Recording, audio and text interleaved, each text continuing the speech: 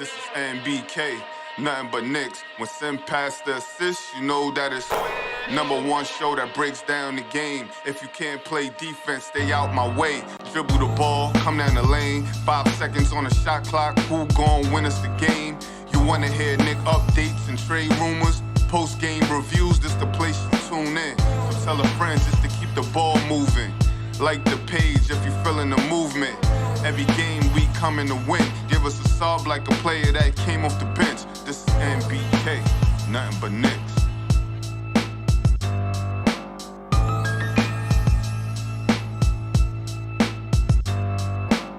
Knicks family, what's poppin'? It's your boy. Good evening, ladies and gentlemen. And I appreciate you for being here with me. We got Tony Crow, we got Savvy D in the building. I know you just got finished watching the Queen's Court. It was a great show.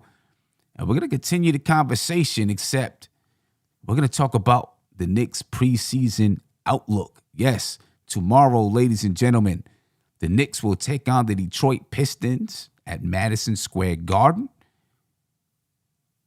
And I'm excited. I'm super excited, man, just to see the Knicks get back on the basketball court. I can't wait.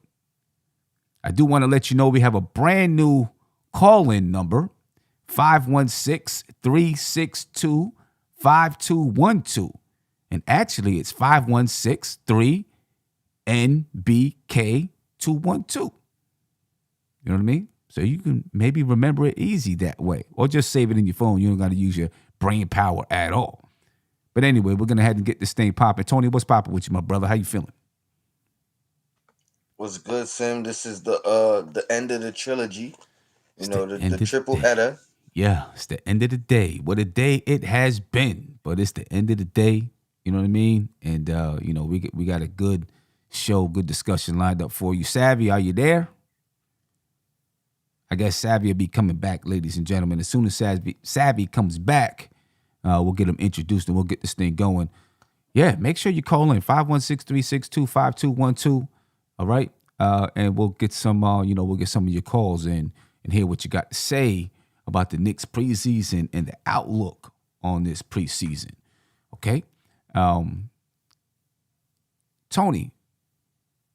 Before we get started, I do want to listen to Derrick Rose, right? Who did a little did an interview today after camp, after practice, and he talked about being, I don't know if this is the first time I've really heard him talk about being, the OG on the team. Because right now he is that. It used to be Taj Gibson, right? But now it's Derrick Rose. He's the oldest player on the team. It's the first time I think I've heard him talk about it. And here are some of his thoughts about playing that role. And then, Tony, I want to get your opinion on what he said. This is Derrick Rose, ladies and gentlemen. Take a listen. We got a lot of guys that want to hoop, a lot of talented guys that want to play. I have to fight a few guys to get in spots. Like, of course, playing the OG role, you kind of chill, get reps here and there. But after 3 or 4 reps go by, I'm fighting the young guys to, like, get my rep. So it's like, hold up. Like, I know I'm in a, older, OG role, but at the same time, I still want to play. And doing it respectfully, though. Not, thugging them and making them move to the side and me jumping in. But Till's been doing a great job of mixing me up with different teams and making sure that I'm out there. And I'm making sure that I'm out there, too, but not being forceful and making them feel or belittling them while I'm out there. So it's all about communication. But it's great to see that they want to get in on every rep. Like, I could sit back and just wait and just chill it out, but I still want to hoop a little bit. Yeah, he still wants to hoop a little bit, ladies and gentlemen. That's Derrick Rose on being the OG of the team. Tony, then I'll get to you, Savvy. What's your thoughts on what you heard from Derrick Rose? Then after I get to you two, I'll come to mine. Well, he just reiterated the truth for me that I had to come to my own realization of, that he's going to play. He's ready to play. He's going to play. It doesn't look like it's going to be a minute restriction or anything of that matter. And I'm not mad about it. I'm happy. I mean, if he's healthy, he's arguably our best player. No, yeah, that's true. That's true. So I mean, And it he did it can only say help. earlier in the interview, he said, I'm gonna try to. He said, I'm gonna try to play a lot of games. And he said, no, I am going to play a lot of games. Right. So that tells me, I guess, either in his mind he's like, I'm healthy, I'm playing, or someone said, you're playing a lot of games. As long as you're healthy, you're playing a lot of games. Like we've been saying, Derrick Rose is going to be out there on the floor getting minutes, ladies and gentlemen. But go ahead, Tony. I didn't mean to cut you off. No, I mean that was pretty much it. I mean, I came to the realization. I gave my apology because I thought he would be situational, and I also thought it would be something that would be like a mutual decision or a mutual acceptance. Mm-hmm. It doesn't sound like that by any stretch of the means. It doesn't sound like that from his side. It doesn't sound like that from Tibbs' side. From how he explains their dialogue. So Yeah. I mean, but again, he was the catalyst in getting us into that playoff run. He was the missing piece during our turmoil stretch. And it sounds like he's going to be better than both those guys. You know what I mean? 2 years ago and a year ago. Yeah. Yeah. So this might be the best Derrick Rose that we've seen as a Knick fan. As a Knick, and fitting into this team. I love the things that he's saying. And because I feel like, and of course, I've really only heard Derrick Rose do press conferences a little bit in Chicago, but mainly with the Knicks. But I feel like this is the most clear that I've heard, the most clear-minded that I've heard Derrick Rose speak about who he is and what he's trying to do and his outlook for his personal season. You know what I mean? And his mindset is the clearest that I've heard Derrick Rose speak, and that's encouraging for me. Savvy, I don't know if you heard all of the interview, but he talked about being in that OG role. From what you heard, what did you take from it? Well, I agree with you. I think that he has largely wiped the slate clean from all of his past, approaches to the game, approaches to his body. He's talked in the recent past about his change in diet. In that same interview, he says things that hint to me that he's having a spiritual reawakening of who he is as a basketball player and really locking in to doing whatever it takes to not only be there for his team but be the best version of himself that he can be. And in that same same interview, he says that he's gonna be like doing a certain amount of shooting to keep people off of his body. And I was like, and I found that to be intriguing because that first year that he was with us, Mm-hmm. before he went to Minnesota, looking back on that year, he talked about his hesitancy to shoot. And now for him to emphasize and specifically talk about his intention to shoot, to me is a beautiful thing. And it shows not only the progress, but also one of the tactical approaches that he's going to take to like lock in his longevity to go a distance for the season. Yeah, yeah. You know And what? he also pointed out that he's shooting well. Shooting Like, well, and Right. he's been shooting well for the last few years too. You know what I mean? I really take when I'm listening to him, I really feel like he's going to take a big step towards being a leader. Yeah. He's always been kind of, quiet to himself. I'm sure giving guys, tips off the bench and things like that. But you continuously hear him say, I'm trying to be more vocal. I want to be more vocal. I'm working on being more vocal, And then in that clip, he's talking about, I love to see that the young guys want to get out there on the floor. I want to get out there on the floor too, but I have to be careful not to belittle them, not to just, thug them out and take my spot because I know I'm OG and they're gonna respect me enough to move out the way.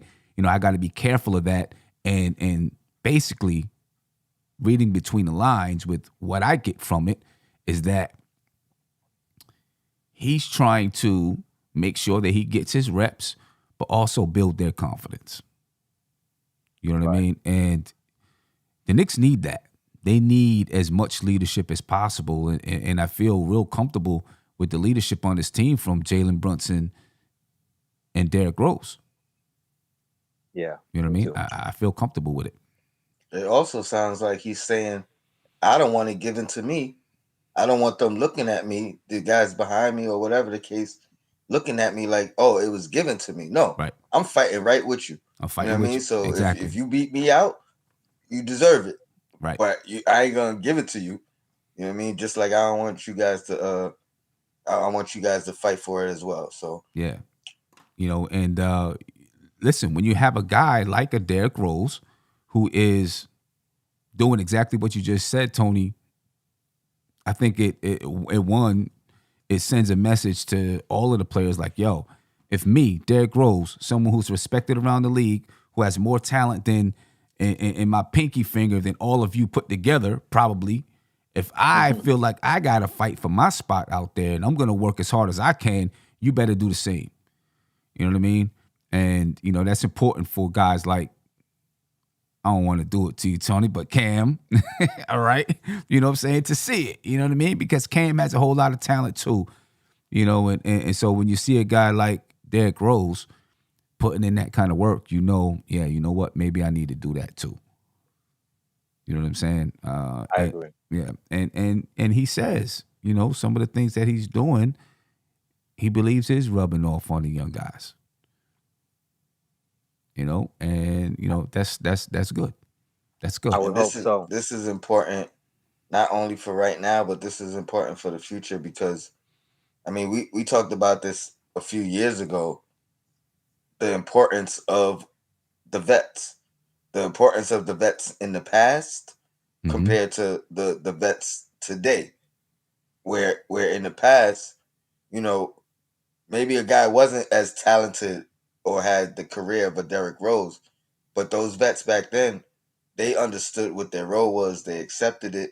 You know what I mean? It was less of a physical competition, but it was more about teaching these young guys. Right. Now we got a guy, I mean, that could literally do both. He could teach you, but also compete with you at the same time. At the same time. You know what I mean? Yeah, no doubt. East Blue Drew, appreciate you for joining in. He said, I heard in the interview, the kids are pushing him too. And yeah, I agree with that. You know what I mean? I think the kids are definitely pushing him because like he said, they out there getting their reps. Now I got to make sure I get my reps. You know what I mean? So I can still prove that I can hoop and I belong out there on the floor. So question for you. Yeah. Do you how much do you attribute his emphasis on becoming more vocal at this point in time on the fact that we no longer have Taj Gibson? I think definitely that's part of it. I also think that he realizes he's older because he mentions in the interview that I'm 33, I'm going to be 34 tomorrow. Right, so he'll be happy birthday to him in about 60 minutes. Facts. Right, and so I think he realizes that if he's going to stick around in his league, he's going to have to morph into a different player and a different person, so that somebody, a team looks and says, "Bring Derrick Rose in. He's a great leader." Yeah, you know what I mean. And he's shown the ability to change his game in the past too. So I'm excited about it. Right, exactly. And we spoke about this in his first tenure with the Knicks about how hard it is for superstars or former superstars to adjust to the role of not being who they were. Right. And a lot of guys let alone making it 4 or 5 seasons past that.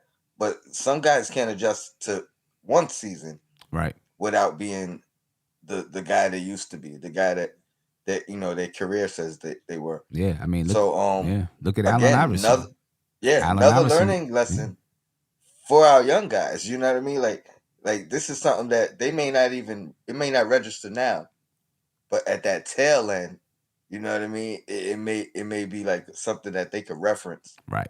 and figure out, hey, I gotta reinvent myself Yeah. and Yeah. figure out new And ways to that's stay what in the Derrick league. Rose. Derrick Rose has. He's reinvented himself. I mean, man, as a person, as you've heard, but also just as a basketball player and his style of play. He's had to because of his injury history. He's had to reinvent himself, and he's done a good job doing that. You know. Yeah. But looking at the preseason, man, we play the Detroit Pistons tomorrow, and I will be doing a game preview about 3:30. So make sure you check that out. We'll take a look at each roster. We're going to take a look at the roster tonight, the Knicks roster, not the Pistons roster. We'll take a look at the roster, both rosters tomorrow, compare them and do all that kind of stuff. But for tonight, I really want to focus on the preseason as a whole. And what do you want to see from this team during the preseason? You know, what are you looking for? 4 games. It's 4 games, right? 4 basketball games. What are you looking for throughout these games? What do you want to see? Right? I'm going to start with just something that I want to see. I have a few things lined up that I want to talk about, that I want to see. And then you guys can play off of that and talk about some things that you want to see. So the first thing that I'm looking for is the distribution of touches. And I'll be looking for it tomorrow, 7 p.m. on TNT. The distribution of touches between Jalen Brunson, Julius Randle, and R.J. Barrett. How is that ball getting around between those 3 players? Does the ball stick? Is the ball moving? You know what I mean? Like, who's calling the shots out there on the floor? So I just want to see those distribution of touches. Savvy, I'll start with you. How do you think those distribution of touches will go tomorrow and throughout the preseason? And how do you want them to go? I'd like to see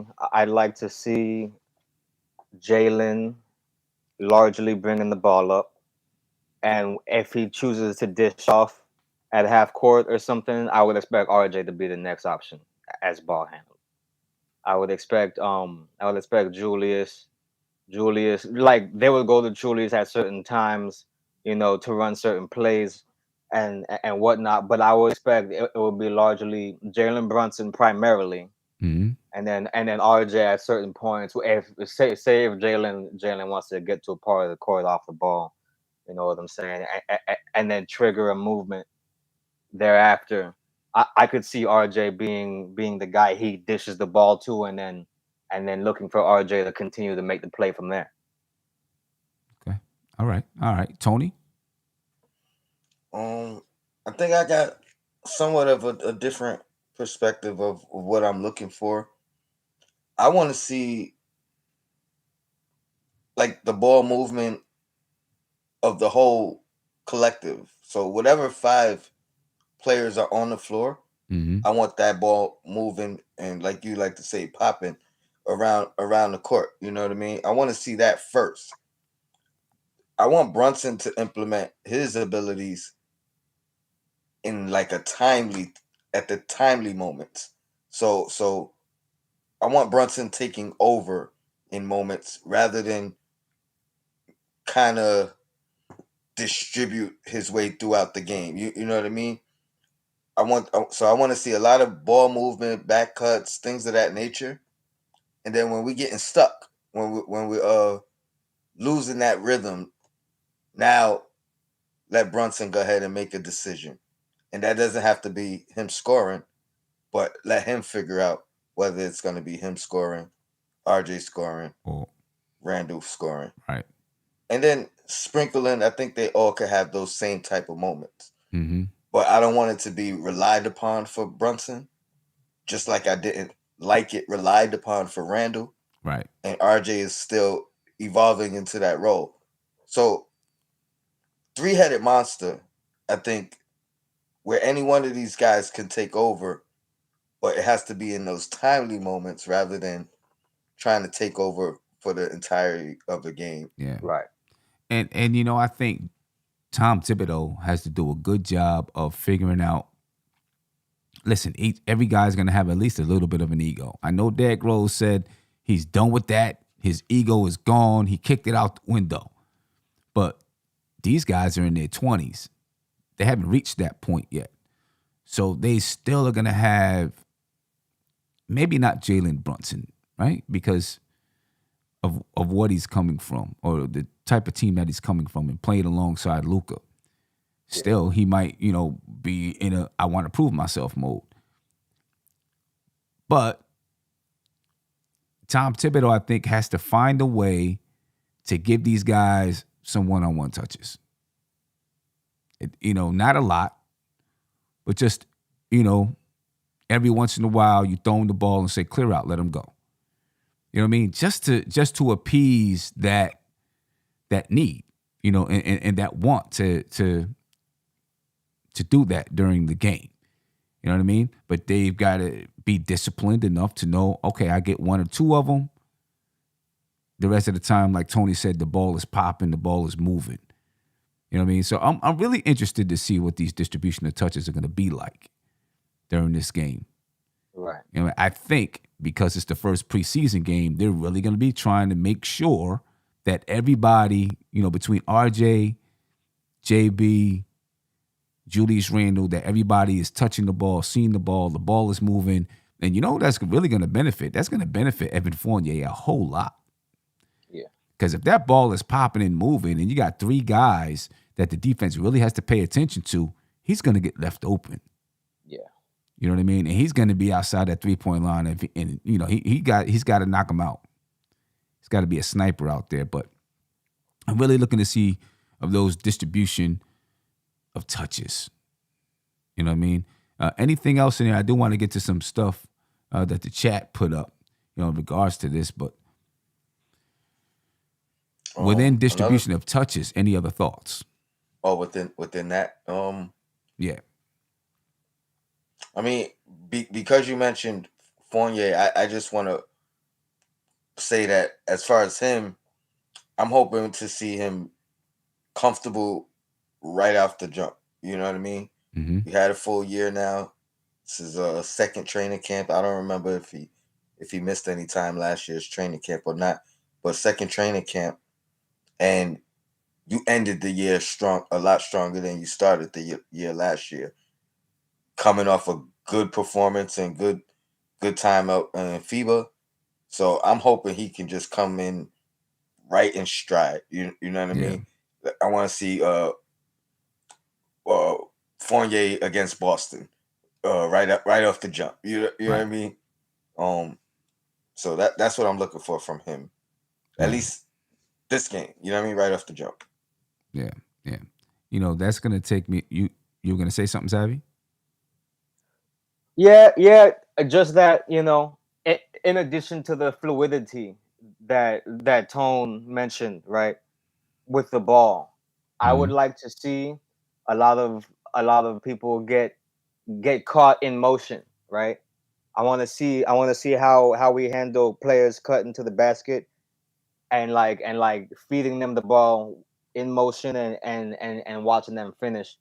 And on top of that, I'd like to see how Jalen connects with Mitch big time, because I feel like in addition to having Julius Randle on the cut, or if he happens to pop out to the perimeter, that lob threat, that keeps the defender in the paint, right? I feel like if Jalen can come out the gate with a good chemistry with Mitch, right, that would be a beautiful thing. If he doesn't, we'll still be all right, because the other two guys, RJ and them, they have a good chemistry with Mitchell Robinson already, but I think with Jalen Brunson being there and him being able to distribute to Mitch and Randall to Mitch and Randall at that point in the low high post, with RJ being able to just fill spaces wherever he happens to be at the time, I think that leaves a lot of options, a, a lot of threats and lots of options for how we can attack any given defensive formation that we encounter. Okay. And I would like to see how that plays out in the zone. Yeah, When we're playing offense against the zone, because Right. we tend to struggle against the zone. we do. And I think that Jalen Brunson is going to solve that problem, playing against the zone. You know what I mean? But we'll get to that a little bit when we talk about offensive creativity and stuff. Pudge Nice said he's looking for a playbook. I'm going to tell you what, Pudge. I don't think you're going to find that with Tom Thibodeau. I mean, I'm pretty sure the Knicks have a book of sets. But I think Tom Thibodeau likes to do more read and react motion type of offenses that rely upon you making reads and understanding certain rules, not really set plays. Right. And when I say certain rules, that means, if you're in the corner and I penetrate to the basket, if your defender closes, you stay. If your defender stays tight, you cut. Certain rules like that. You know what I mean? And players understanding those rules. I think Tom Thibodeau employs that type of an offense, which you've got to have players that understand it in order to make it happen. Now, you know what I mean? Obviously, with Julius Randle, there was a lot of, get the ball, let them try to go to work. The defense collapses, and then you kick it out. But that's because that's who we had. In my opinion, that's who we had. That was the best way for us to be a threat. I think it's a little bit different with Jalen Brunson out there and with Isaiah Hartenstein. Yes. With Isaiah Hartenstein. So I think that makes a difference. Pudge Nice also said it's pick and roll, RJ and Randall on the wings. So you're saying pick and roll with Mitchell Robinson, which Savvy was just alluding to. And then you got RJ and Randall on the wings, waiting for kickouts. Evan Fournier waiting for kickouts too. You know what I mean? And then you can knock down the three. You can penetrate to the basket on a closeout. I do think we will see a lot of that. All right. I'm excited. Yeah, no doubt about it. I'm excited. Ivory 10 said faster pace, Randall leadership, and growth. With that being said, I want to get into pace of play because that's something that I'm looking forward to during the preseason. Right? A lot of talk in training camp about playing faster. Can the Knicks play faster? Will the Knicks play faster? Julius Randle playing faster. Right? And playing fast doesn't necessarily mean he's just running up the floor fast, but quicker decisions. Right? I was in practice the other night, and I had this little 7th grader who's, I coach a varsity team, but, I recruit players from the middle school level instead of recruiting 11th and 12th graders so that we can build the program up. So we have this little 7th grader out there, and she's going to be a good basketball player one day, but she holds the ball. Oh, man. Dribble to try to get a shot off, right? So we were doing V cuts, right? Do a V cut, pop out, catch the ball, right? And then your job is to go to the basket. You got to get to the basket in 3 dribbles. All right, so she catch the ball, and she jab step for like 2 seconds. And then she takes a setup dribble. And then she says, boom, boom, trying to get 2 dribbles to the basket. By that time, 5 seconds is going off the clock. You know what I mean? So I had to take the shot clock, not the shot clock, but the game clock. And every time she touched the ball, I put 5 seconds on it. As soon as she caught the ball, I start the clock. She has to do something within that 5 seconds. Just trying to get her to catch the ball and make a quick decision on getting to the basket. 3 dribbles to get to the basket, quick decisions. right? So you're not holding it. This is what happens with the New York Knicks, at least last year. Catch the ball, hold it. Take some setup dribbles. Figure out what I'm going to do next. Try to make the defense try to come to you. You know what I mean? I want to see the team catch the ball and make a quick decision. If you got the lane, take it. If you got the shot, take it. If you don't, get it out your hands. You know what I'm saying? You can make that assessment on whether or not you have a shot, a lane, or a pass. Less than a second, you can make that assessment. You know what I mean? Now, if the play calls for you to get the ball in and take some time and create, okay. Every once in a while, that's cool for me. That's what I was saying with Tony. You know, let some of these guys get the ball in isolation. But for the most part, I want you to make that decision within less than a second. Right. You know what I'm saying? Figure out what you're going to do. If you're going to go, go. If not, get the ball out your hands. You know what I'm saying? And pass and cut whatever the play calls for. You know what I mean? Yeah. Pace of play. That's pace of play to me. Not just running up and down, shooting it. That's pace of play. Oh, go ahead, Savvy, then I'll get to Tony. Yeah, no, I think, well, first of all, I agree. And I think a beautiful way to go about that would be to have set intentions about what you'll do in response to a certain result on that defensive end. You know what I mean? Like if you're on defense and a given player gets the rebound, there should already be an intention, a protocol about, all right, I already know we stopped him from scoring. Mm-hmm. Somebody's cutting already. You feel me? I want to see that. I want to see that symbiosis. I want to see that understanding where dude turns around, he knows where dude's gonna be, and he could feed them on the fast break, or he could initiate the fast break himself if he can spin and get around fast enough. So like in certain scenarios, having a contingency, a certain intent of what you're going to do in response to the breakdown of a play, or what you're gonna do on the inbound. You know what I mean? Things like that. To speed up the decision making, because I think that with the addition of Jalen Brunson, like, we can sort of veer away from that half court game that we were so accustomed to, and I think that pace would complement players in the second unit like Obi Toppin, you know what I'm saying, who was already playing at a certain pace, already showing that ability. If we do more of that, then we could unlock other players who in the past had seemed to be like sort of out of pace because they were faster. Right. No doubt. Tony? As far as fast pace, I think Tibbs has been calling for it, since he's been here. I think you mentioned this a couple of streams ago.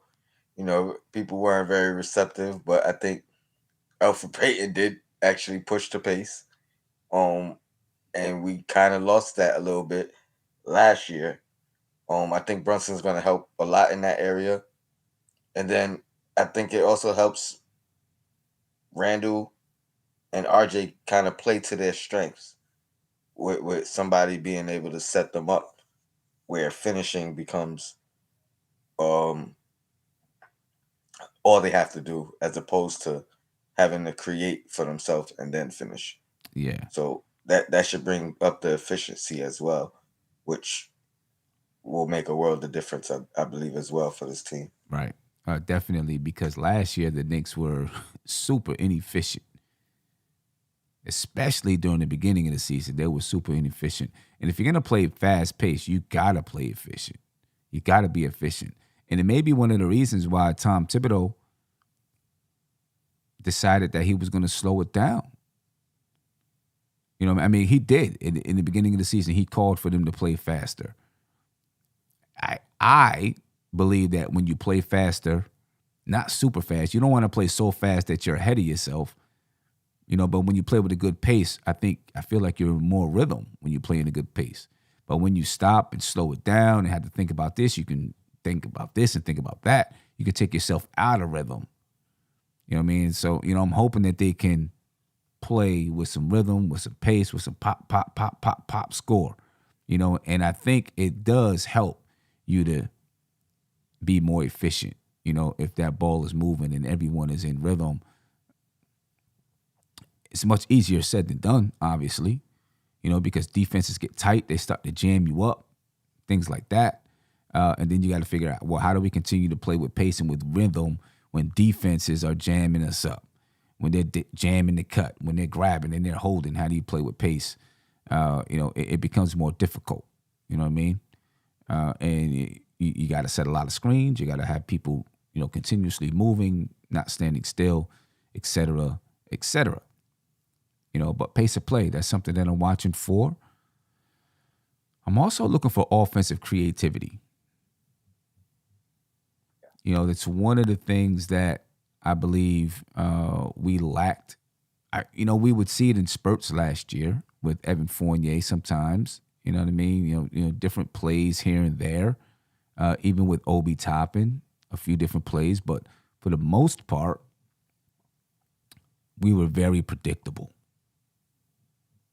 You know what I mean? Very predictable. Now, if you're doing some read and react types of offenses and motion offenses, you're going to be the creativity is built within the set, but you got to have the basketball IQ to do so. So I want to see some offensive creativity, more slices to the basket, different ways to use Evan Fournier and, his skill set, new ways to use Julius Randle, right? Instead of just throwing him the ball in the post and hoping for a double or triple team. New ways to use him, having him slice to the basket. You know what I mean? Having him catch the ball off the glass and just go coast to coast. Not all the time, because people don't want to see him spin and turn the ball over, but every once in a while. You know what I mean? Every once in a while. Facts.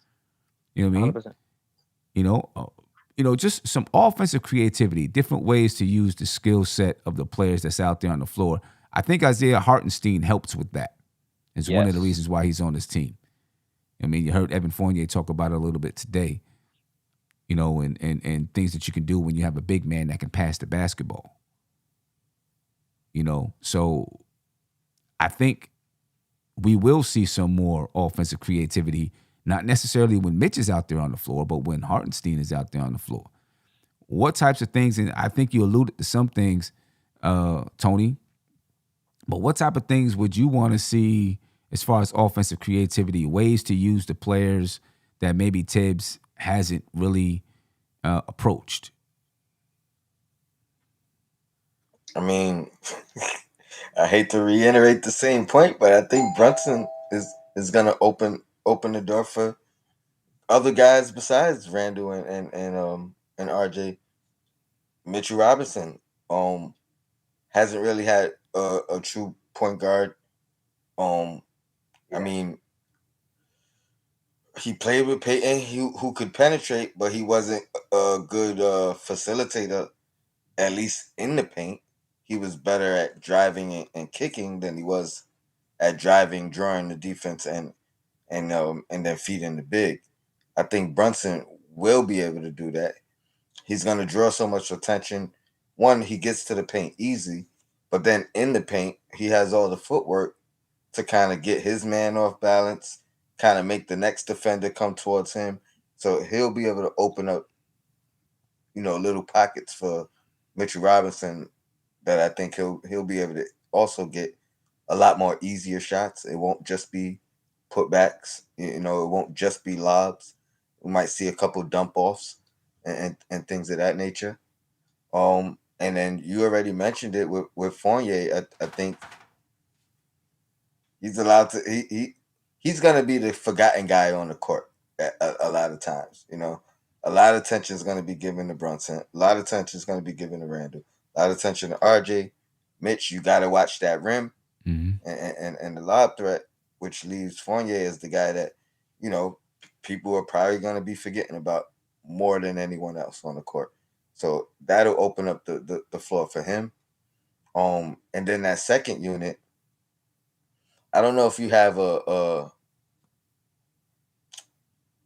you have potential go-to guys. You got Rose, who you could go to, but I wouldn't want to use him as necessarily like the go-to guy. I Mm-hmm. would want to use him as the guy who you go to when you need to. You know what I mean? When the Right. play's broken up. Right. But overall, that second unit, I think they'll be more efficient as far as ball movement, ball swinging, that popping that you talk about. Mm-hmm. That second unit, I think they're gonna have the ability to do it from all options. I mean, you talk about Hartenstein. Um, Obi has lob threat, 3-point potential. Let's see if he could keep that up. Cam, lob threat, slash threat, 3-point potential. Quickly, 3-point potential. He's been working on his finishing.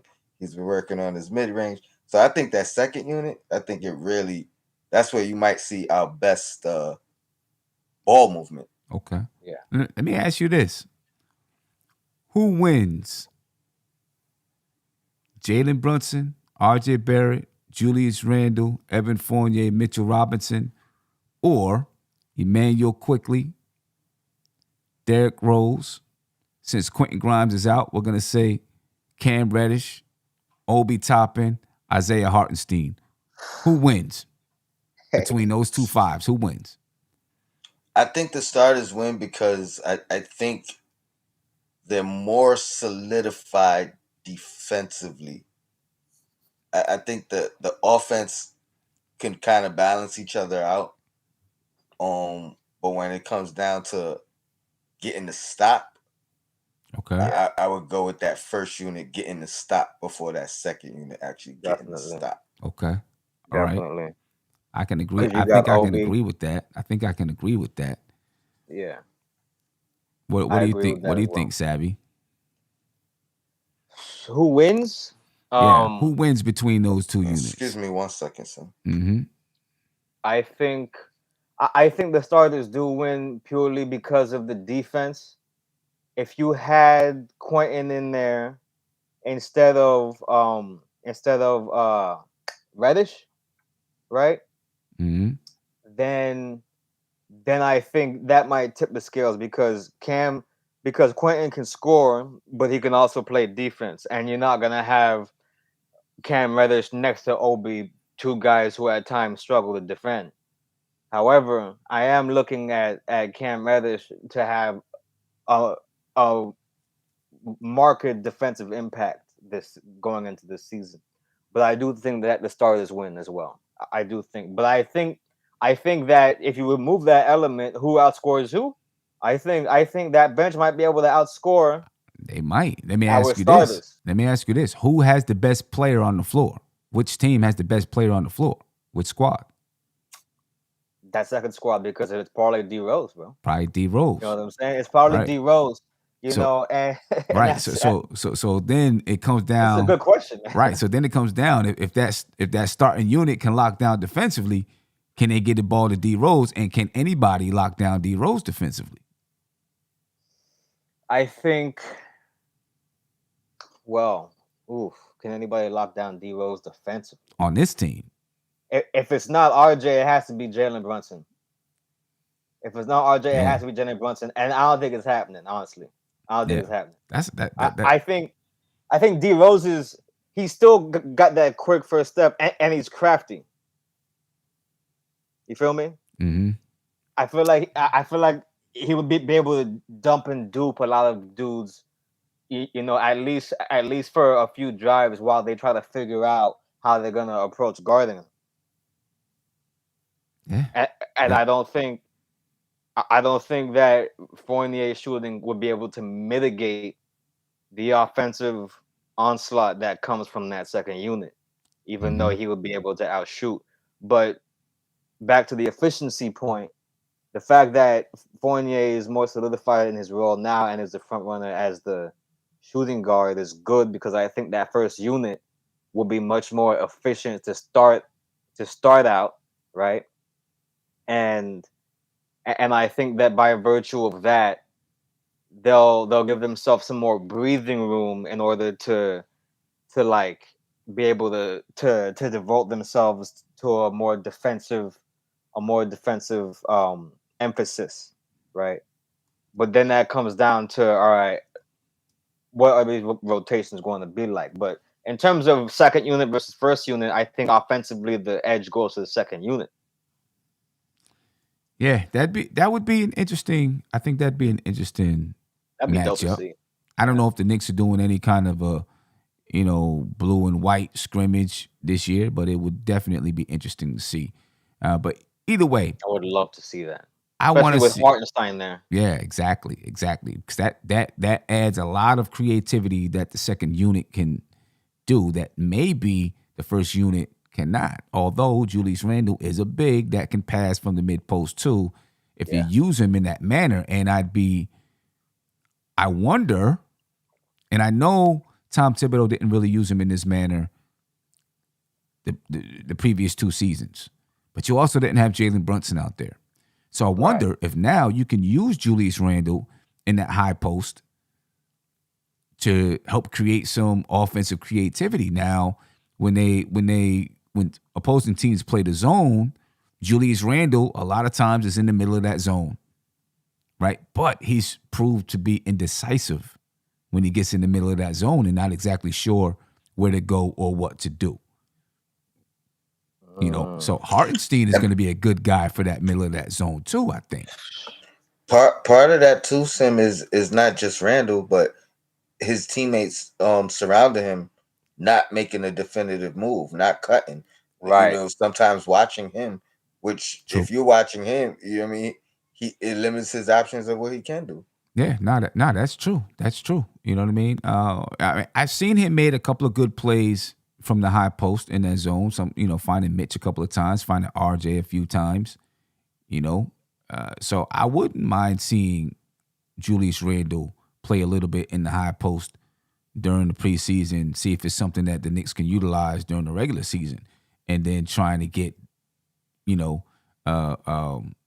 RJ cutting from the baseline, finding Mitch in a short corner, things like that.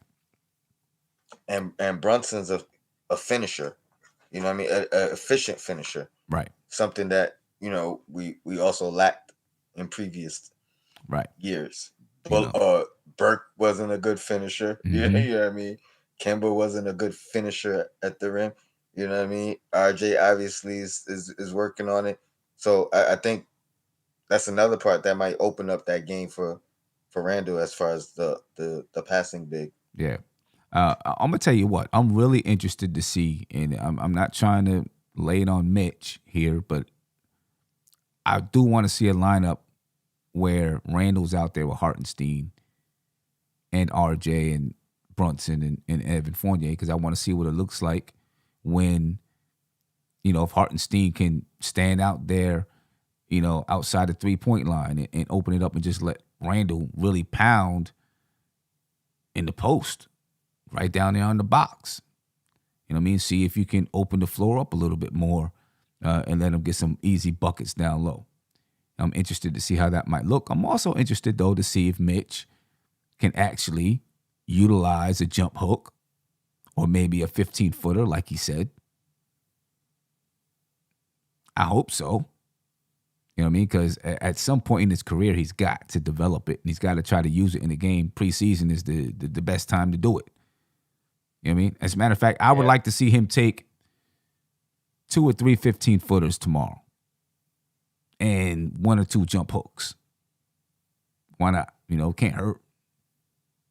You know what I mean? If he can do it twice and a half, that'll be beautiful. There you go. Twice and a half. Yeah. You know what I'm saying? Once per quarter. Right, once per quarter. That's all you need. And then it's just a shot. It's not, 2 shots. You know what I'm saying? A little finger roll action, and then you keep doing that drop step. Okay. Yeah. Jay Boogie, thank you for the super chat. He said, I'm holding everybody accountable for this season. Dolan has been out of the way. The office did what they was going to do. Now it's up to the coaching staff. The starting 5, the bench, they need to stay ready. It's our time to be the best you. And yeah, everybody should be held accountable. You know what I mean? And that's up to Leon Rose. He's got to hold everybody else accountable, and then Dolan has to hold Leon Rose accountable. You know what I mean? And the players got to hold themselves accountable. And I actually think this bunch will hold themselves accountable. You know what I mean? And part of the reason is because I believe that this team is going to have chemistry, right? And chemistry is going to have to go a long way for this squad right here. A long way. You know what I mean? It's going to have to go a long way. If this squad doesn't have chemistry, it's going to be tough for them to win. Yeah. Right? This team is going to have to be built on chemistry, but I think they have the ingredients to do so. One, because they have so many players that's been together for years. You know what I mean? I've mentioned it several times, but Randall and Mitch and RJ, they've been together going on 4 years now. You know what I mean? IQ, Obi, been together going on 3 years now. JB is new, of course, but Evan Fournier is in his second season with the team. So I think this team, you know, they should have some kind of chemistry and understanding of where each other wants to play. And it's fun. It's funny that you broke it down, because I was literally just gonna ask you, how much do you think the majority of the team being familiar with each other for some years, how much of a window do you think that buys Brunson's adjustment or Hartenstein's adjustment? Do you think it gives them more of a window to kind of figure it out individually, those two guys, because the rest of the team kind of already has Yeah. familiarity and Right. know each other, or do you think because he's that lead guard, particularly Brunson, that it could still be it can hinder, even though they have all that chemistry? That's a good question. I think, see, this is what I would be afraid of. If you allow, if you use, previous history or guys playing with each other for a few years, if you use that as a crutch, then I feel like you can fall right back into doing what you did last year, because now it's like, well, Brunson he doesn't know everybody's nuances, so we're just gonna let Randall do this, and then we're gonna bring it along slowly. You know what I mean? No, I right out the gate, I want to see Brunson running the show. But where I think the chemistry can come in is Randall can go to Brunson and say, "Listen, when you're dealing with RJ, from times that I've played with, from me playing with him, he likes to do this, he likes to do that." Obviously, you can go to RJ, but Randall might see it from a little bit of a different perspective. You know what I'm saying? When I get Fournier the ball, he likes it in this spot or likes it in that spot. And you can ask Fournier, but Randall might also say, I have to use this kind of strength or that kind of strength, or, little things like that, where you can give these guys tidbits on how each other plays, where each other likes the basketball. Then, of course, I'm hoping that you should see it on the court from like Randall and RJ and Fournier and Mitch, and just little ways, little things that they've picked up over the years from playing with one another, and ways that they can play. And I think those things can give Brunson a little bit of a break, and he can see it right now. Like he sees Fournier and Randall play a little bit of a two-man game and go back and forth doing this, that, and the third. And so now he can make up his mind like, okay, I know how I can use that particular play, and when I can use that particular play, etc. So you think he's good enough that he could, when he has the ball, he can kind of do like Tip says and let the defense dictate the offense, and then maybe the rest of the team who are more familiar with each other can kind of run the sets, run the things that they're familiar with, Right, and he because could kind of just like, because like he may not. I mean, he's going to have to obviously run some sets and run some 2-man plays with people. That's the only way you're going to build that chemistry. But because if things aren't working, he can know. You know what? RJ and Mitch have done this in the past. They know how to do it. Let me call this play out for them. Let me call out this set and let them guys rock this because I know they can get it done. You know what I mean? And as he builds his chemistry with certain players, then you start to see things open up a little bit more. And now you have all of these, you have so many different ways and guys that can work together. Hopefully it becomes an offense that is hard to stop. But I do believe that, the chemistry that guys had in the past can help aid Brunson and Hartenstein a little bit. But obviously there's going to be new sets, especially for Hartenstein, new sets in place that even Obi hasn't used before, or Cam, or Emmanuel quickly. You know what I mean? Because they haven't had a center that can do what Hartenstein does. Yo, so this chemistry thing and these new players begs the question, at least in my mind, how you think we perform in third quarters this season? Ooh, man. I mean, last year them third quarters used to kill us sometimes, man. Every single time, painful. Yeah. I It think was scary. I think we perform better. Listen, we're gonna have games, and we may even have stretches. Right. That's just the basketball season, but I think we're gonna perform better in the third quarter. I do too, and I think we'll do less lead trimming. You know what I'm saying? How we'll have a 15-point lead. You know what I mean? By the end of the third quarter, we got a 2-point lead. Okay. Yeah, right. Exactly. You know what I'm saying? Exactly. I got a question. Mm-hmm. Do you prefer us have our first bit of turmoil? And I don't mean anything like internal, but like whatever it is, just the figuring out how to win, losing a couple games or whatever. Would you prefer that early?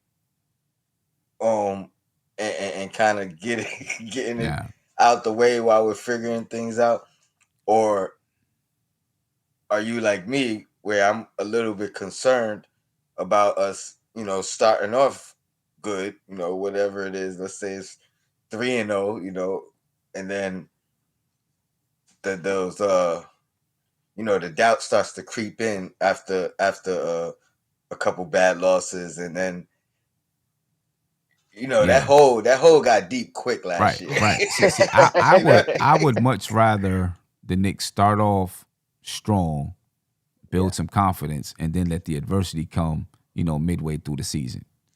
That way you have a foundation. You got a foundation. You've proved that you can play together. You know what I mean? And it's easier to dig out. When you start off the season and you're already playing bad, that could devastate you. that can hurt.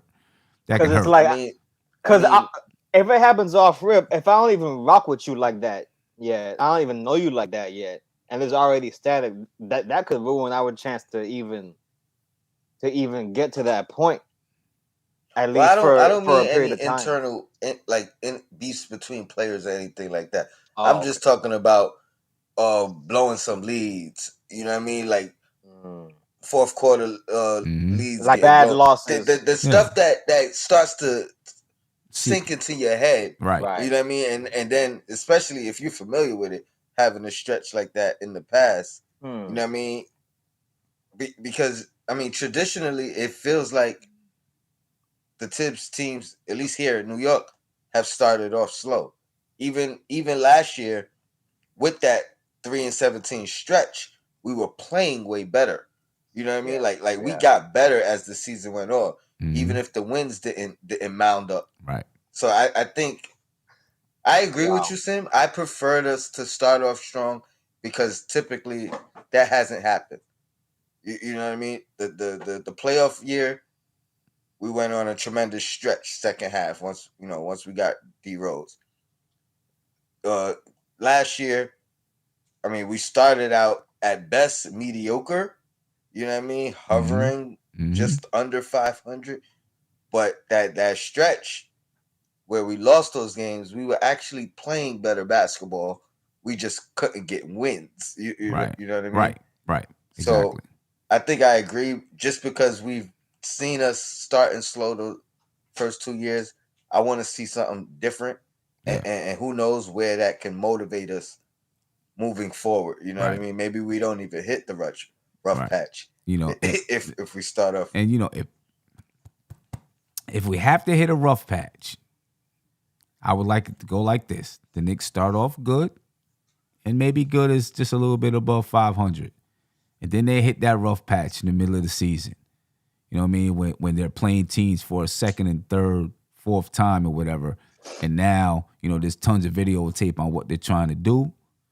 You know what I mean? And with the videotape, teams are adjusting, and maybe the Knicks don't adjust right away, so they hit a bad patch, and then they come out of it, start to hit a nice streak, and win some basketball games, taking it into the postseason. That's how I would like to see it happen.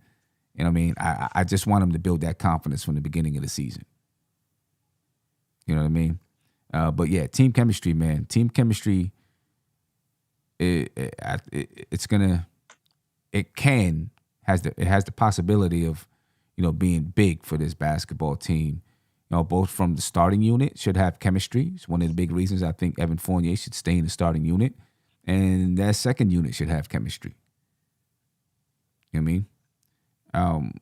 Before I move on from team chemistry, and I see in the chat 75 votes, 56% say the starters will beat the bench. But 44%, that's a pretty high. That's a pretty high number, though. Bro. Yeah, that's a pretty high number. People that say the starters would win. At the time when I casted my vote, it was neck and neck. I was like, yo. Yeah, that's a pretty high number. Question. But how much do you think Derrick Rose is going to actually play with Jalen Brunson throughout the game and with that starting unit? I fully feel that Derrick Rose and Jalen Brunson are going to close games. I really do. I think they're going to close games. Wow. Yeah. Derrick Rose is... Derrick Rose. I mean, that makes sense. That's Derrick Rose. That makes sense. Because in the fourth quarter last season, Evan Fournier didn't play that many minutes. Mostly it was Grimes. It was IQ. It was IQ, yeah. But if Derrick Rose was there, it would have been Derrick Rose. It would have been D Rose. I believe. Yeah. You know what I mean? So I think it's going to be Jalen Brunson and Derrick Rose closing games at the guard spots. RJ Barrett at the 3, Julius Randle at the 4, and either Mitch or Hartenstein. Either Mitch or Hartenstein at the 5.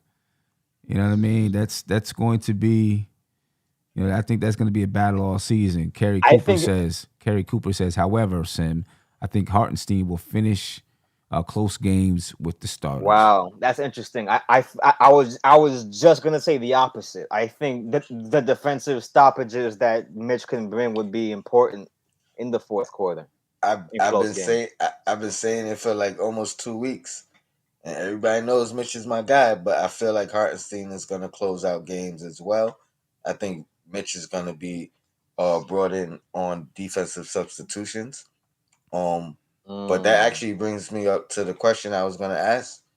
Because I feel like there is a chance that we could either see the best coaching we've seen from Thibodeau because he has to coach a little bit more now with all this talent, with all these options. Right. You know what I mean? The fact that he might have to go to defensive substitutions. He might have to use a versatile big down the stretch. Free throw shooting is going to be something to watch out for as far as a reason why he has to make certain substitutions down the stretch. I feel like, or my question is, do you think he has to coach more because it's so much talent here, it's so many options, or could it be same old Tibbs? I'm doing what I'm doing. and I'm not veering away from like my normal. Right.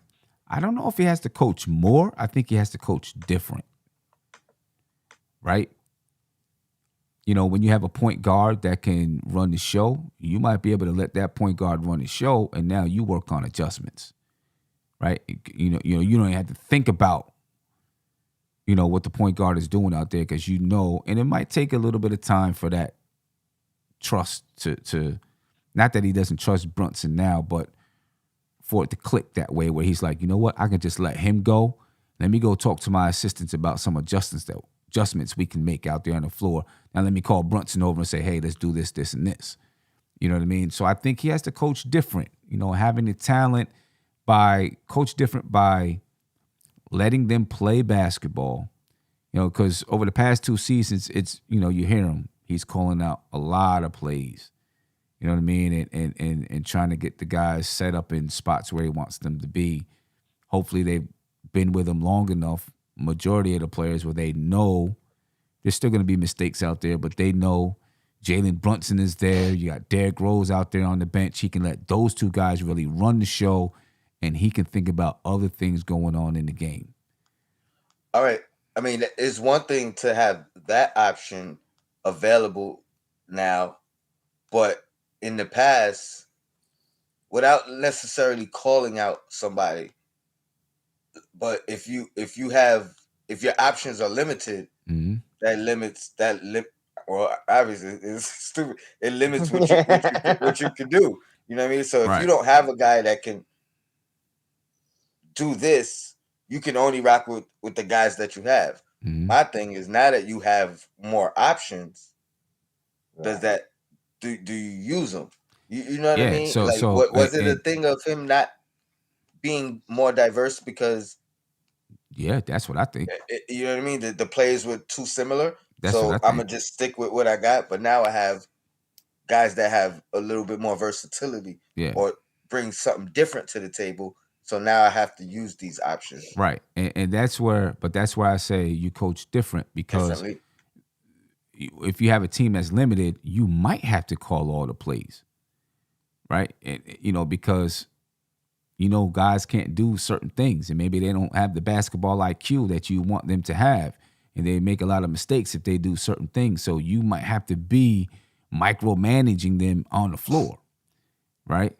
So now you take your attention is away from the adjustments, and it's just on micromanaging the floor. But now when you have more talent out there and you can trust them a little bit, they know what sets, they know what we're supposed to be doing. They can do it, and now you can turn your attention elsewhere. So that's why I think it's more like, not that you're not coaching them on the floor, but you're doing something else that's still coaching.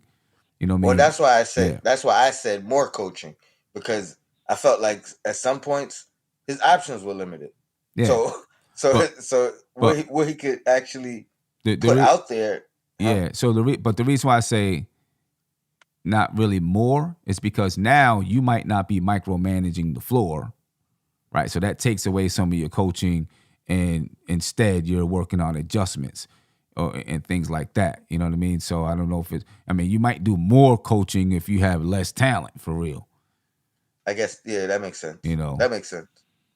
You know what I mean? But and it all comes down to that chemistry, man. So that's one thing I'm really looking forward to, from the beginning of preseason, is what kind of chemistry does this team have?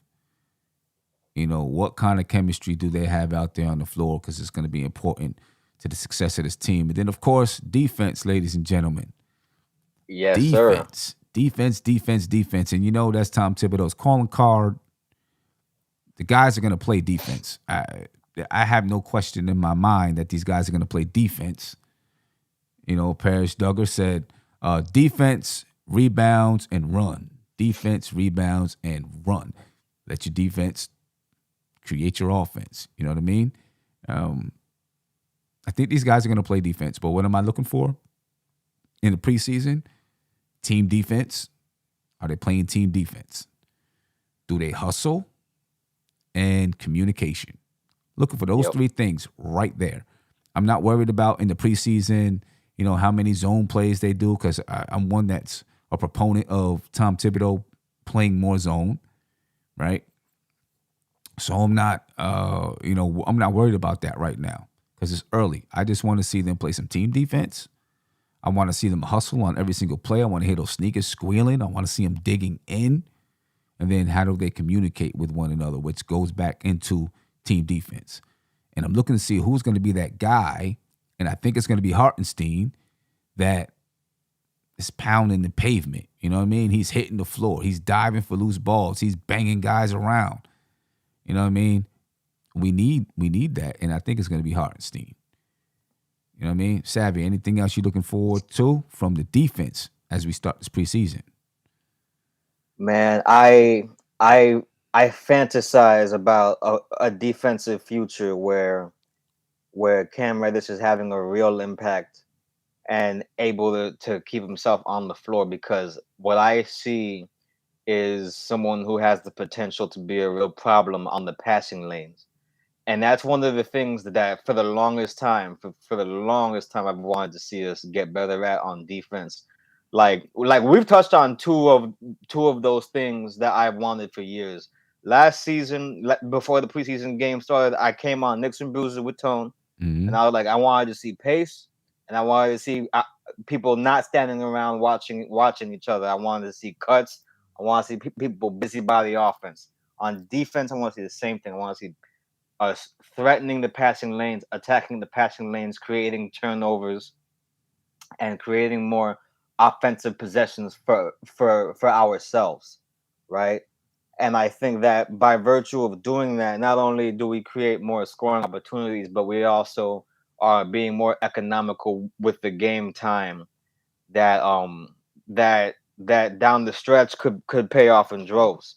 If guys could be a threat on the passing lanes, that would be my first and foremost wish for this team.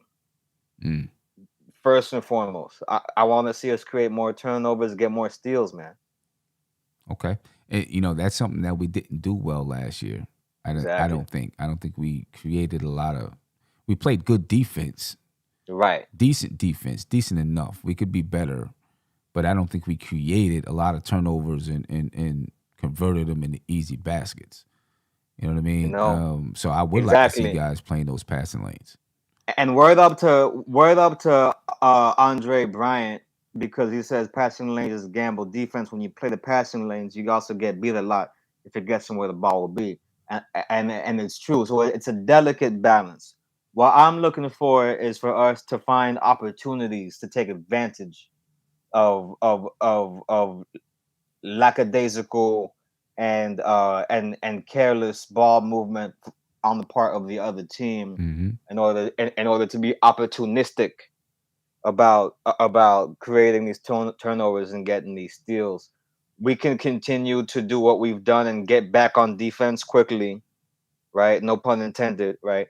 But in times where we see an opportunity, or we identify a tendency for what they're going to do coming off of the inbound, I think it would be very astute for people to tune into that tendency and to be able to find ways to control the space, to give themselves the chance to attack that pass, snatch that ball, create that turnover, and thereby maybe multiply our offensive production on that end of the floor. Yeah, and I do agree with Andre Bryant though, right? It is, when you play the passing lanes, you can get beat a lot, especially RJ. But this is where you got to have the right people playing passing lanes, and then you've also got to have it's got to be part of your game. It can't just be somebody jumping out there because they decide they want to get in the passing lane. It's got to be coached, and it has to be like time to on a string. Because if you're on a string, then guess what? That guy is allowed to gamble. Right. But if you're trying to be like a, for lack of a better term, a vigilante, and you breaking the play by doing the gamble, now you're putting everybody else, your other 4 teammates, in a bad spot.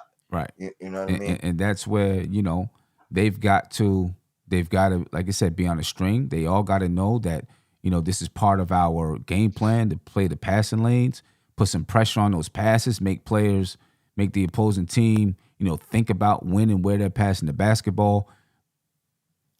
And if you do that, your teammates are ready.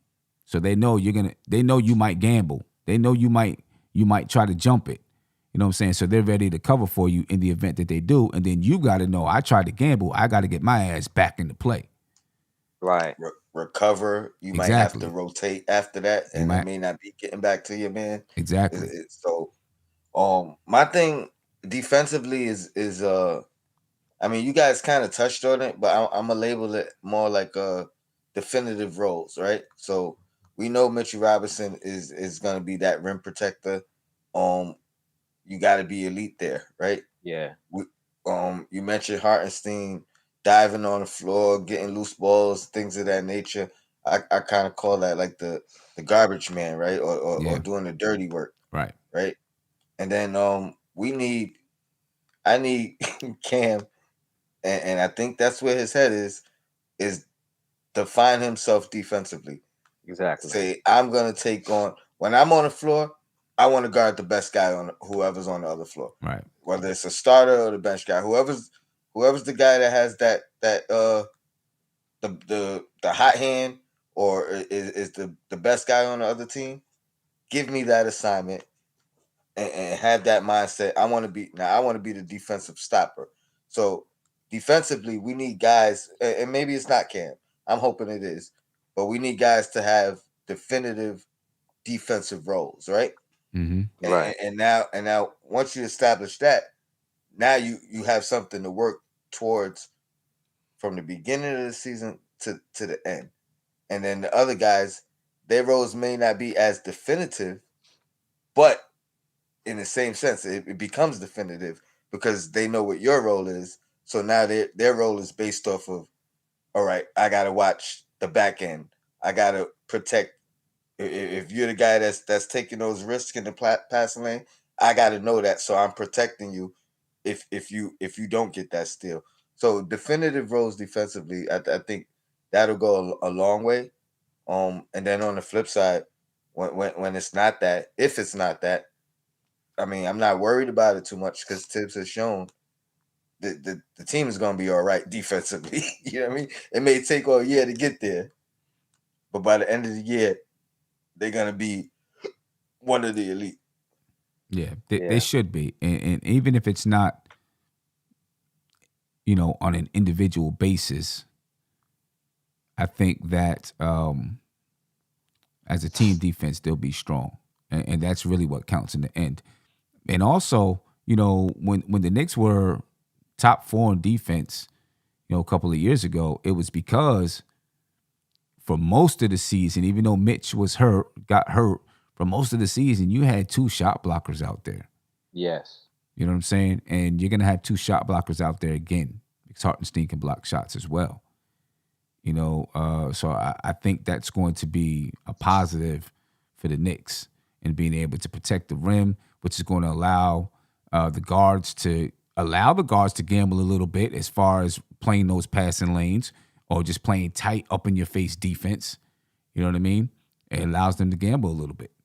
And then we should be a decent rebounding team, especially from that starting unit with Mitch and Randall down there. And RJ can rebound the ball too. We should be a decent rebounding team. And that also, allows your guards to pressure up a little bit because they know, well, you know what? If they miss the shot, my guys are getting a rebound and I'm out and ready to go. You know what I mean? Yeah. I would like to I would like to also see us like really, really, and this goes back to chemistry, really being being shrewd on the switches. You feel me? And that's one of the reasons why I feel like, especially in second unit, you know what I'm saying, we might still see some minutes from Jericho Sims, like I was just saying earlier tonight on the Queen's Court. Like the dude has a mind for these switches. He has a mind for popping out to the 3 and guarding the perimeter. And I feel like that's a skill set that's going to be good as gold in certain scenarios. And going back to what you were talking about how Tibbs has to coach differently, I think one thing that we might see this season is that when he says situational, he might really mean situational. It's not gonna be the same situational that back in the day was like, oh, you're banished until further notice. No, I now don't your know, situational man. means like the situation calls for that skill set. I'm gonna put that skill set out there and make sure that we are tailored to the challenge at hand. You know what I'm saying? And that's what I was hoping for, and kind of what I was saying with the more coaching. Yeah. I understand what you were saying in correcting me, but you know what I mean. That's what I was saying, because the option is there that may not have been there before. Right. You know what I mean? Like the skill set is there. Maybe he utilizes them because they're there, as opposed to waiting for that. I, I think guys should have more opportunities from different spots. You know what I mean? Like we might need Deuce's defense. We might see it because of that. We might need to some full court press to kind of slow a team down. Mm-hmm. So he may utilize that in a situation of like Savvy's saying, because the situation calls for it, not because we're down 2 point guards. Right. You know what I mean? And you know, part of that is, you know, when you go back to team chemistry and you don't have to micromanage the game because you got guys on the floor that can just you trust to get it done. You can think to yourself, you know what? Let me take this chance and put Deuce in here for a couple of minutes and see if he can lock so and so down, or Slow 'em whatever down. it is. Slow him down. You know what I mean? You know, slow him down, or whatever it is. You know, when you got to micromanage the game, I'm telling you, from a coach's standpoint, when you have to micromanage the game, it is very, very hard to think about some of those things that you might have to do. You know, and you may even have assistant coaches yelling things in your ear, and you're like, yo, I'm worried about this right now. I don't want to hear Yeah. about anything else you're talking about. I'm worried about this because Obi can't get this defensive rotation right, and I'm about to knock him in the head or something. You know what I mean? You know what I'm saying? So, like, it becomes hard, you know, Thank to, you for not using Cam in that example. right. You know, so Yeah. it becomes hard, you know what I mean, when you got to micromanage the game to make those kind of adjustments. And, you know, so you could be right. You know, if the Knicks are able to, if he doesn't have to micromanage the game, and I do think, at least from the beginning of the season, he'll start off that way. You know, and I'm hoping that even from the preseason, though, you know, maybe you see him the first game or two start off that way, and then he maybe starts to tail it back a little bit. We'll see. I don't know. You know what I mean? They've only had a couple of weeks of practice, and now they're getting ready to hit the floor and play some basketball games. So, you know, how much does Jalen Brunson have? We'll see. You know what I mean? But I have a question. yeah, When we play teams like Memphis, teams like Golden State, okay, where you have these incredible guards on those teams, what sort of defensive set uh, do you predict will be the approach that we use against teams like that? And more specifically, where do you think the defense will pick these players up? Right? Like got if we got John Morant, you know what I'm saying, to worry about, where do we pick him up on defense? Steph Curry. I mean, you mhm. damn near gotta pick Steph Curry up as soon as Well, you see, get yeah, off the yeah. bus. Well, see with Steph Sometimes Curry, that's not an advantage. yeah. See with Sometimes Steph Curry, the way he plays is different than Ja Morant, because Steph Curry can be off the ball. You know Exactly. what I'm saying? So now he's off the ball in the corner somewhere. Now you got to chase him. Right. You know what I mean? So that's you know, that's a whole nother thing. But a guy like John Morant, you know, he's gonna have the ball in his hands And if I'm the Knicks, I'm trying to send some traps early. Yeah. Early traps. You know what I mean? Now, I know Tom Thibodeau doesn't like to play his hand too early in the game. You know what I mean? Because then the team can figure out exactly what he's doing and they can game plan for it. But I wouldn't mind, like at the end of halves, throw some traps at him. Throw a couple of different looks at him. Make him have to figure it out. You know what I mean? Throw Deuce in there just to beat him up a little bit. Yeah. The end. At some point in the second quarter, throw Deuce in there just to be rough and physical. Sometime in the third quarter, maybe you throw Deuce in there just to be rough and physical, and then you throw some traps at him. You know what I mean? That's Just what I'm make the talking game about. uncomfortable for him. He's gonna shoot a lot of shots, gonna take a lot of attempts. He's gonna get his buckets, but make it uncomfortable for him. So I would like to Wear see him the out. Knicks. Yeah, I'd like to see him pick up some full court traps. Yeah. And I would literally tell Deuce, play physical. You know what I'm saying? This is how you're going to get out there on the floor tonight. Play physical. I don't care how many fouls you pick up. Just play physical. Make them feel it. You know what I mean? I don't mean throwing elbows and stuff like that. Just be aggressive with them. You know what I mean? And make him uncomfortable. Maybe you get in his head a little bit, whatever it is. And if we trap well, then that right there could be our turnover creation. Yeah, exactly. You know what I mean? But, you've seen the Knicks do it with like Dame Lillard.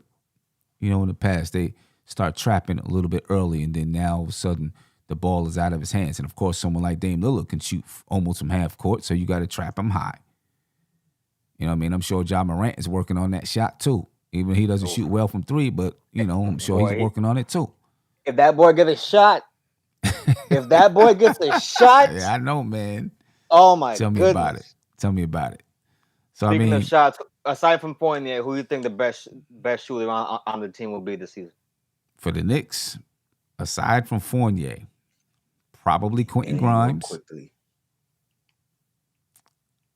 You think Emmanuel quickly? You think quickly? I think quickly can be up there if he gets his shot selection together, but I'm not gonna count out Derrick Rose. Because Derrick Rose, I forgot about Rose. Derrick Rose been hot from the 3-point line the past few years. He's been knocking them down, bro. 40-something%. You know what I mean? He's not going to be the kind of guy that's coming off screens and stuff like that, though. He's really going to be off the dribble threes. I mean, I think he's implemented that into his game. Yeah. He mentioned you're going to see a lot more threes from me. Yeah. And said it confidently. Like I can't wait. I'm a good bro. shooter now. Right. Yo. I'm not trying to get my expectations too high, but I am thrilled to see what happens this season. Yeah, no doubt, man. I'm Tim, thrilled what's too. your all defensive lineup for this team? That's a good question. My all defensive lineup. Wow. Regardless if they're on the floor, regardless if they're in the rotation, right? Just my all defensive lineup. Yep. You could do Deuce in there if you want. Let me see. It's a good question. Mitchell Robinson, right? RJ Barrett. Yep. To be honest with you,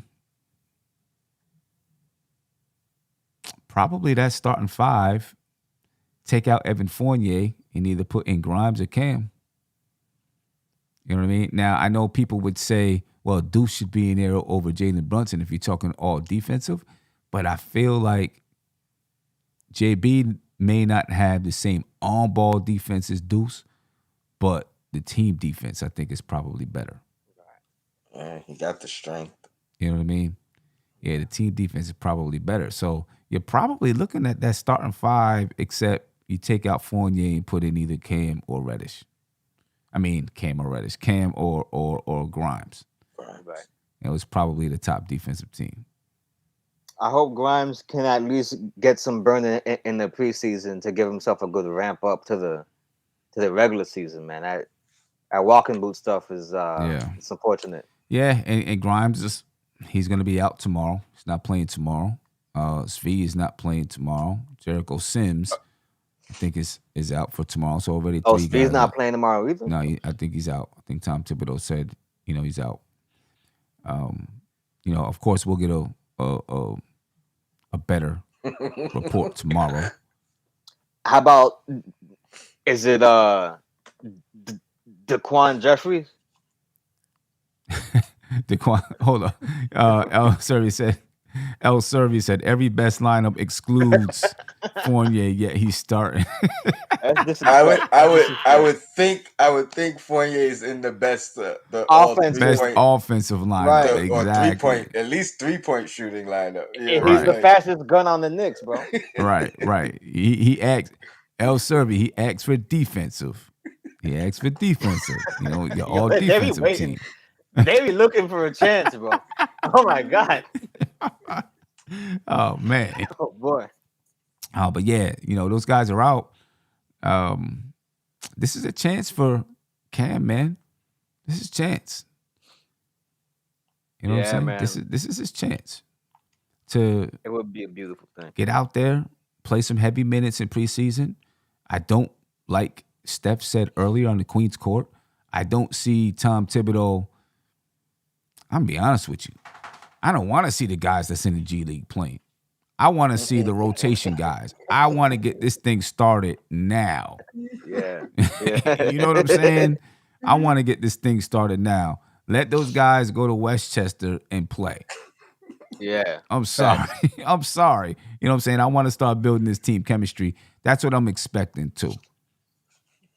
4 years ago was different. 4 years ago, we needed those guys. Now we can do without them. You know what I'm saying? Let them go be stars in the G League, and let's really figure out who we got here before the trade deadline and see if we can. You know what I'm saying? Make something shake. Yeah. So what happens if Quentin Grimes is out for a while and Cam is producing? What happens now? He's gonna have to Frank Ntilikina his way back into the rotation. What do you mean? Frank Ntilikina his way. I mean, did Frank Ntilikina ever Frank Ntilikina his way into the rotation? I don't even know. I mean, he by default he did. Nah, I'll be honest. Like it felt like,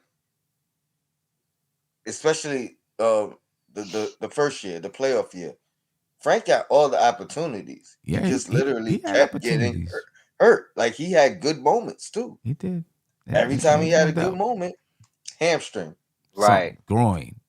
He loved having a groin injury. Yeah, the groin. I don't know what was going on with that. That was like the most reoccurring, you know, and so I mean the same argument. Granted, there's a longer history with Cam, but the same argument people make about Cam, I mean, we're starting to see a lot of little knick-knack injuries with Grimes as well. That's true. You know what I mean? So yeah, that's please true. say it ain't so.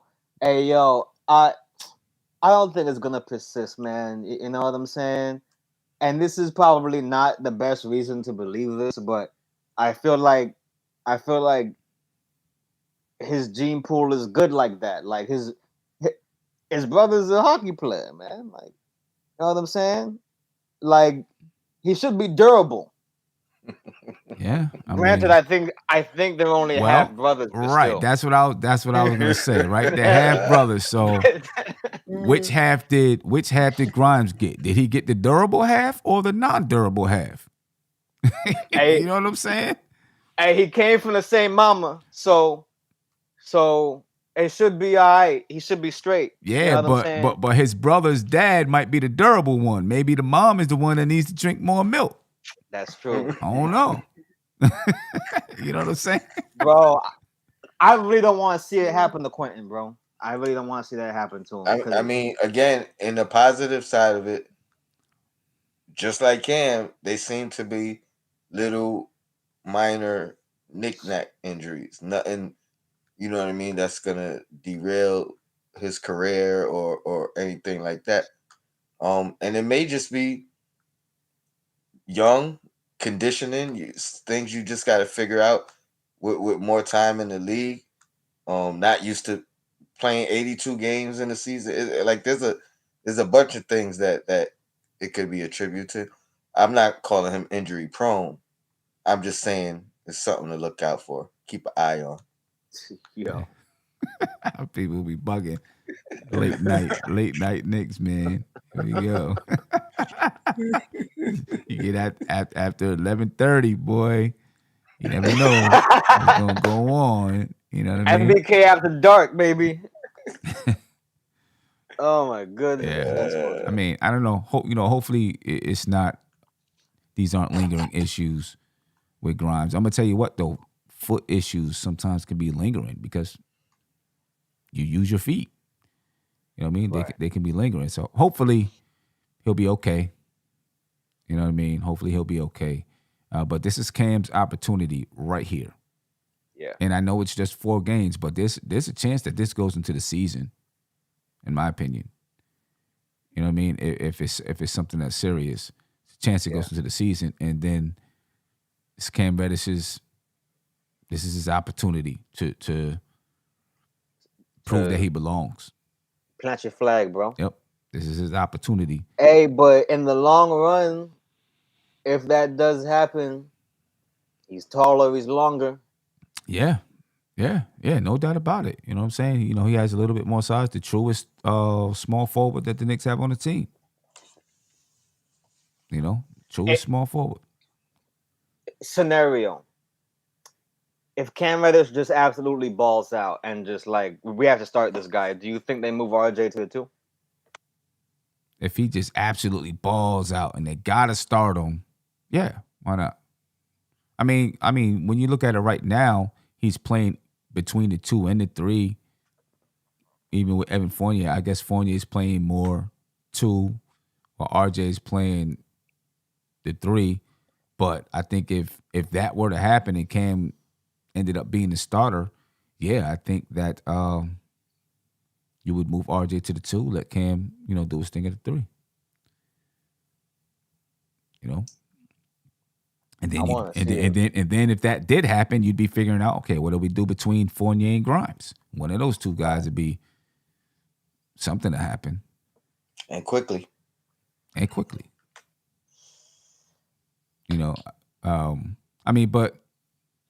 think quickly as the backup point guard, probably, especially with Derrick Rose being in the final year of his contract, I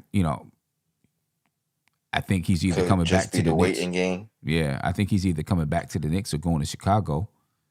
Derrick Rose, you know what I'm saying? So I think quickly it's pretty solidified out there. And the only reason why Evan Fournier could be questionable is because he's a little bit older, has a bigger contract than those guys. And if Cam became the starter, it would be like, why we can go get another guy that can do what he does for cheaper or whatever it is. Or we're gonna have to pay Cam Fournier money next year. So right, you know what I mean. So it's it's gonna be between in that position between Grimes, Fournier, and Cam, it's gonna be competition. Right now, Fournier has Fournier's like pole position. Fournier's like listen, Tom, Leon, I haven't really suffered injuries like that in my career. I've been pretty good. Right. Been pretty solid from that stand front. Iron Man. Did he miss 1 game last season? I don't think. Did he? He might have, maybe. I don't. COVID, maybe.